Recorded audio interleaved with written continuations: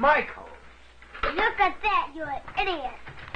Freddie, don't you ever say that word again. Michael, if you only knew. But you don't. Michael is a mentally deficient child. His limitations not only curtail his own adequacy, but present serious problems to those who love him.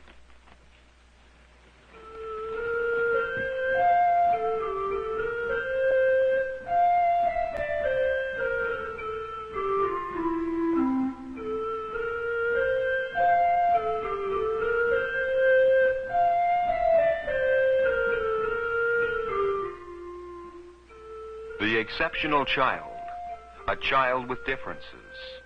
It is our hope that through these programs we might better understand this child and help him.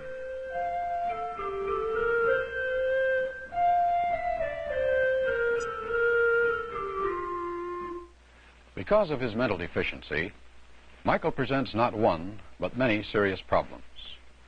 Because of his inabilities, they often lead to bitter feelings of disappointment and frustration in his parents, and present a tremendous, continuous, tiring challenge to the understanding of his normal brothers and sisters. I'm Ed Jones, your host on these programs, and today we're going to consider the problems, the difficult and complex problems that face the child who is mentally deficient. A child who will never share completely in the relationships so satisfying and meaningful to normal children and adults, but a child who is trainable and can learn to perform in part by himself. Last week, we considered the problems of the child who is mentally handicapped.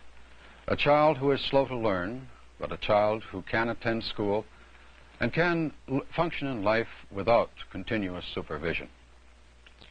The mentally deficient child, however, the severely retarded child, faces far more restricting limitations and will always require extensive and special care.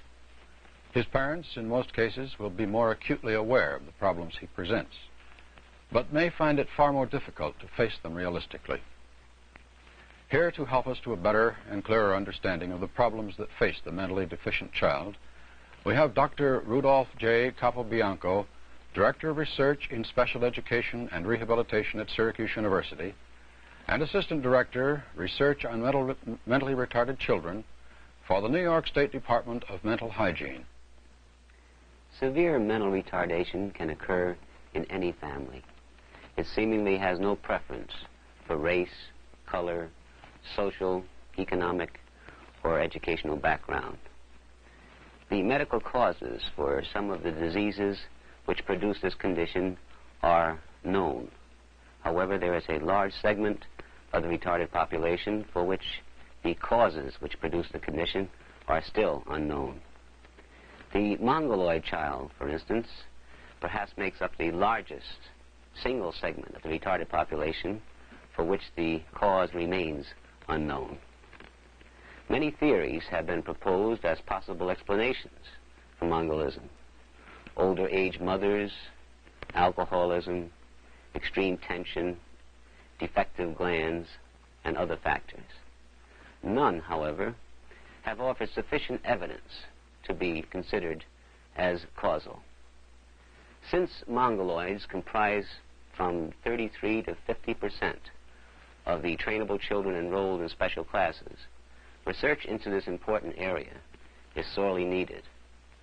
A second large group of mental retardates is loosely categorized under the heading brain injured. Various types of behaviors are characteristic of this group. Some are hyperactive, others passive or inactive. Some repeat behaviors time and time again. Others have abnormal fears and anxieties. Inappropriate behavior seems to be characteristic of this group, as also is lack of attention span. Contradictory behaviors characterize a severely mentally deficient child. What may appear to be independent, thoughtful behavior is actually aimlessness and inactivity.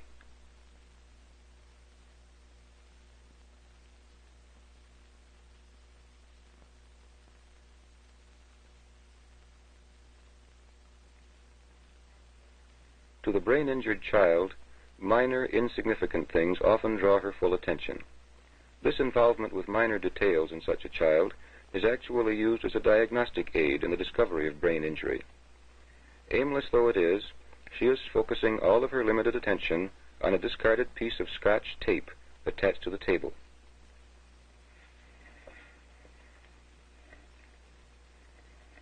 Suddenly, a new stimulus, the light meter, catches her attention, but even when she handles it, she quickly loses interest. Short attention span for any given activity is a characteristic of brain-injured children. On the advice of the teacher, one of the other girls tries to coax Edith into some cooperative activity. But inactivity seems to be much more important at the moment. Attempts to stimulate her into more constructive play go unrewarded. Even the teacher is not successful all of the time. Apparently, Edith wants to be left alone to her own devices. Trying to stimulate her into cooperative play activities doesn't work at this time. Brain-injured children, however, do not always behave in a passive manner. The seeming desire to be on the move occurs from time to time. Unpredictable as her behavior may be, this child does follow a rather set pattern, from passive inactivity to meaningless hyperactivity. The nervous, almost frantic waving of her hands is not due to stimulation of her interests, but perhaps is due to uncontrollable influences within her brain. Apparently, such movements as the pacing back and forth and the waving of the hands is just as aimless as the passive behavior Edith showed at the table with the discarded piece of Scotch tape. During her hyperactive state, she ignores the other children and their play and other points of interest within the classroom.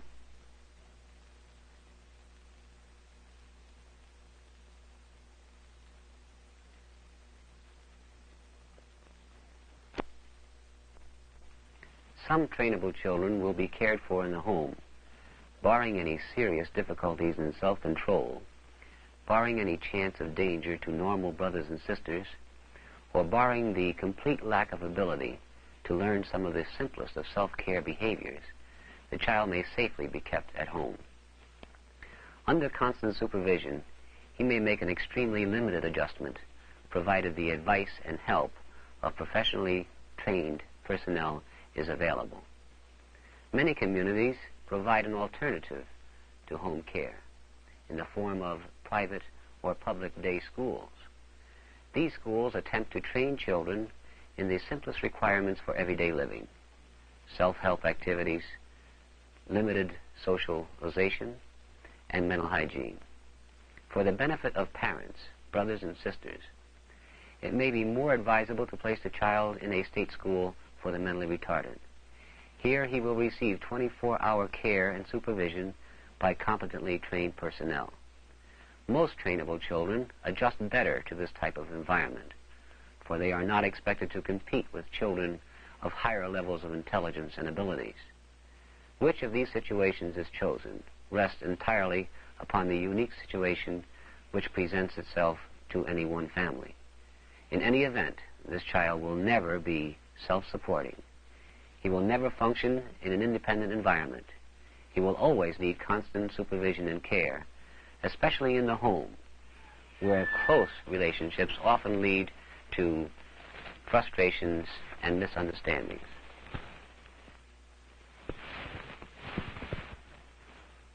Home care may prove to be extremely trying for other members in the family. The natural rivalry between brothers and sisters is unfairly magnified when one of the children is severely retarded.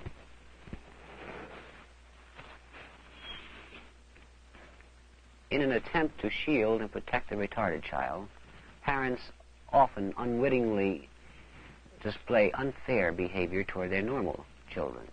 The reaction of this type of treatment may many times produce in the child a feeling of being unwanted or unloved. Perhaps this may be a step on the road to future maladjustment. But realizing the incompetence of the trainable child, the parent is often forced into the decision of favoring him in any competitive situations. The strain placed upon the mother in the home is often unrecognized and unappreciated. But similarly, the father, as the breadwinner, expects some quiet relaxation when he returns from his day's labors.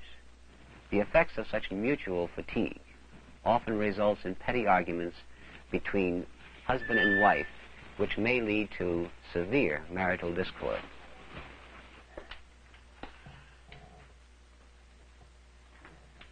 Michael's in bed. For how long, I don't know.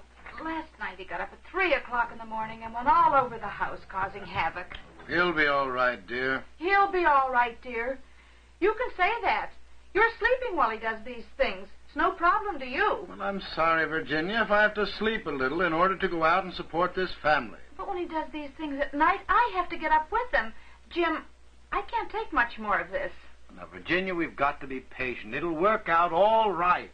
It'll work out all right. That's all you ever say. And what about Freddie? He's no help at all. All he does is tease Michael. You'd think he'd understand at least a little. Well, now, I'll see if I can get Michael in a school for the day, and then you'll be relieved of some of it. But now, I know it isn't easy, and I don't like it any better than you do, but... Well, it isn't my fault things are the way they are. Is it mine? And how can he go to school? He's 8 years old, and he can't dress himself. He can't play with the other children. He can't even write his name.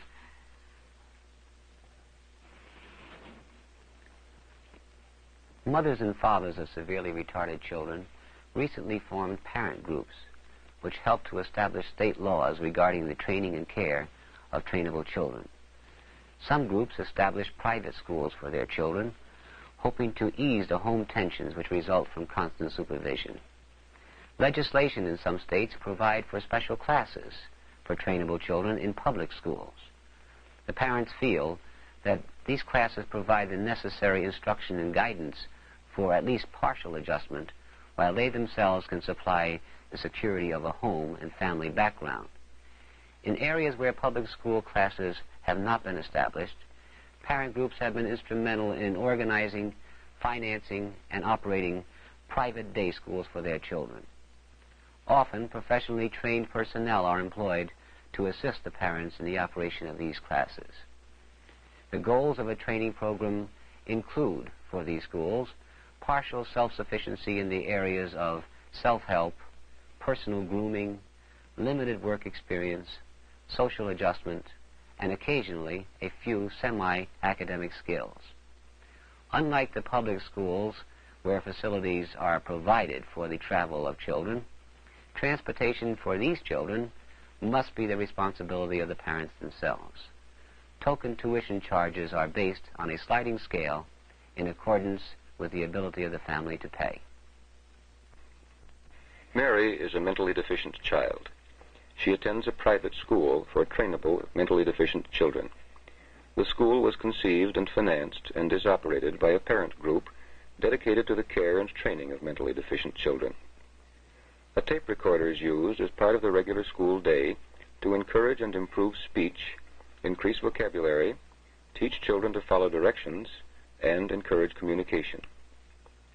As a result of these recordings, the teacher has a permanent record of the speech improvement in the children, a file of new words learned for their vocabularies, and a summary of their learnings in the area of communication. When these recordings are played back for the children, they react enthusiastically to the reward of hearing their own voices.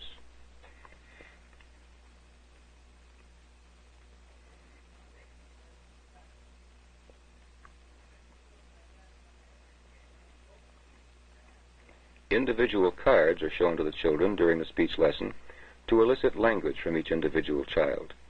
Although some of them may not be able to pronounce the word in question, it's an aid for future communication to differentiate the sounds of the various words and to be able to understand the word.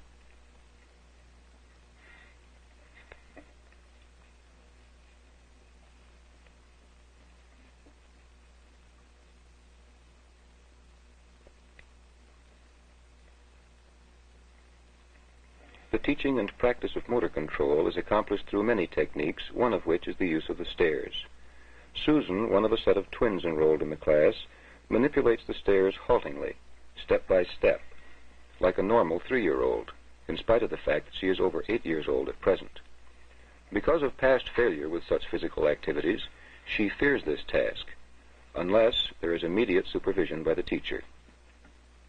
Many of these children are extremely retarded in physical development as well as mental development, whereas others have fairly good coordination for their age level.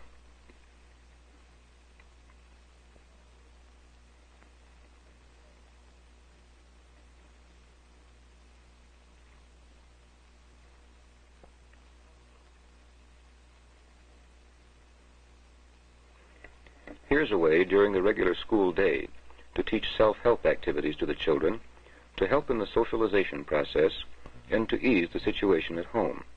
It's Joan's turn today to pass around the paper napkins.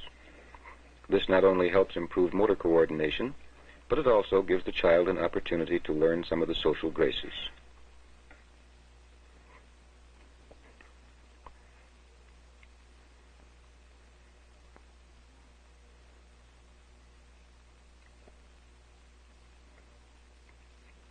One cookie and 1 cup.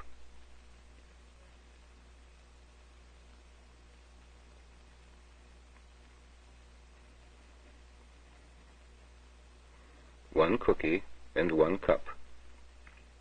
Repetition is one of the most basic of all teaching techniques for this type of child. 1 cookie and 1 cup.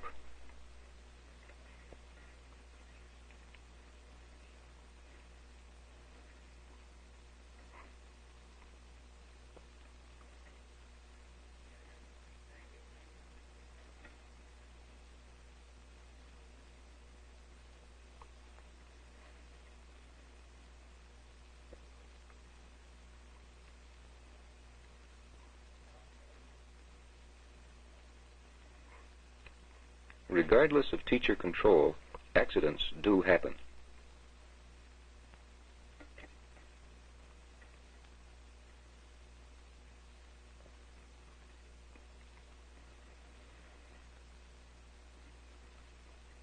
Tommy's curiosity is aroused, and what appears to us as a sign of sympathy is merely an expression of curiosity.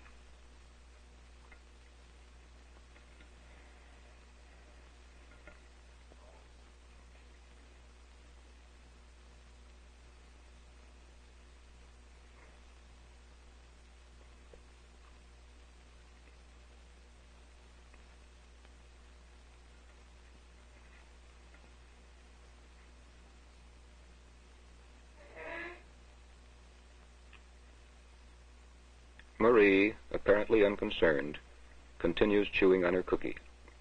Even though Tommy and Marie are both identified as mongoloids, their reactions to the accident are totally different.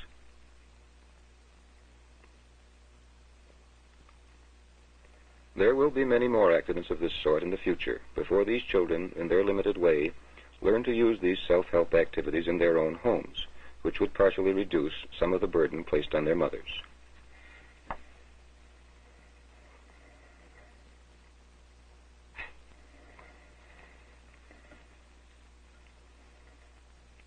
Classes in state schools are set up in a manner similar to private and public day schools. The teacher in this classroom uses the bulletin board to display work done by the children. They recognize and take pride in their own finished products. The teacher of the trainable mentally deficient is many things to her children. She may represent mother, sister, nurse, and teacher. As their teacher, she will try to help them understand and appreciate these books available to them. While these children are physically between 11 and 14 years of age, their books and toys would normally be used by much younger children. The severely mentally deficient are extremely limited in what they can learn. What they do learn requires a long period of time. Here, the tying of a knot is a relatively outstanding accomplishment for a trainable child, and demands many hours of instruction and practice.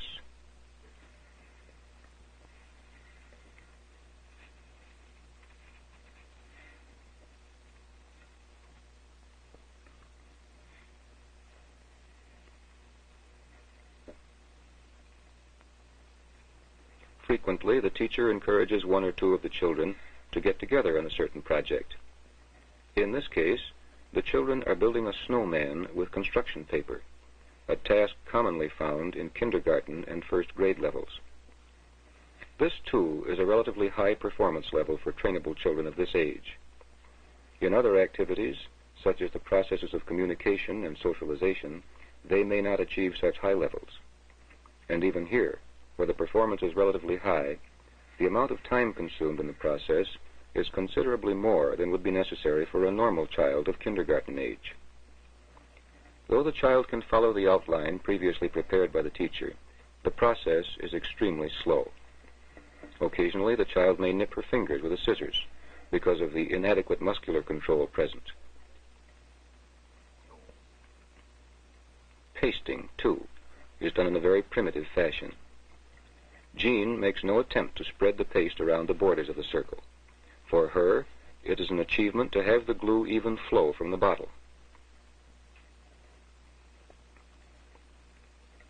When their snowman is completed and the teacher holds him up for approval, the children's sense of accomplishment is just as enthusiastic as a younger child's, but this will encourage them to attempt even more difficult tasks.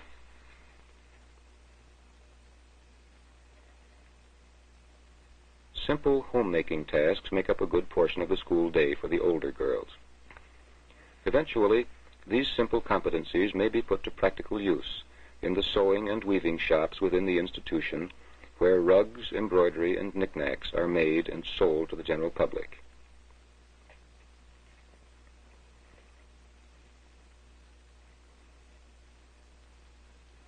Learning to be responsible for some personal everyday chores is also encouraged in the classroom. Using a simple doll bed, the routine mechanics of bed making may be transferred to the ward on which the child lives.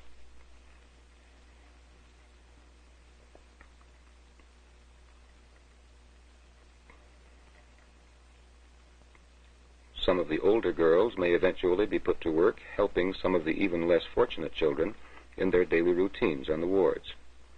It seems as though Betty can do this very well, but this simple daily routine represents the result of many weeks of teacher demonstrations, repetitions, and practice.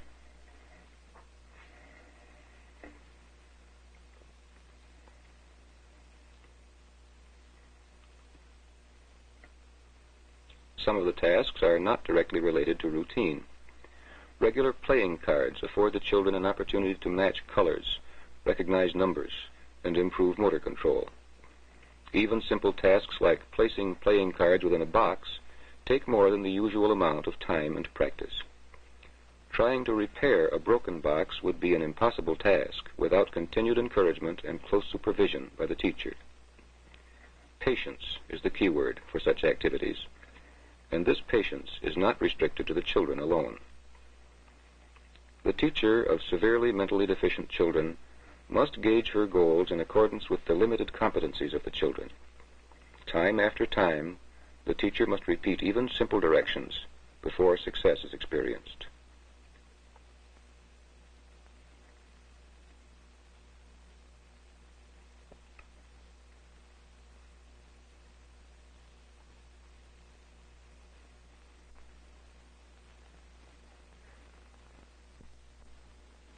Homes, private day schools, and institutions all provide certain advantages and disadvantages to the severely retarded child and to his family. The home provides the immediate security of family life, but it may also present problems of adjustment for the family. It may lead to marital discord. It may lead to feelings of insecurity in normal brothers and sisters. It will be extremely difficult for the retarded child, for he is not able to compete with his normal brothers and sisters. The private day school allows the parents relative freedom during the school day. It also gives the child a more effective education for his limited abilities. But differences in the type of care and training between private day school and home may lead to frustration for the child and disappointment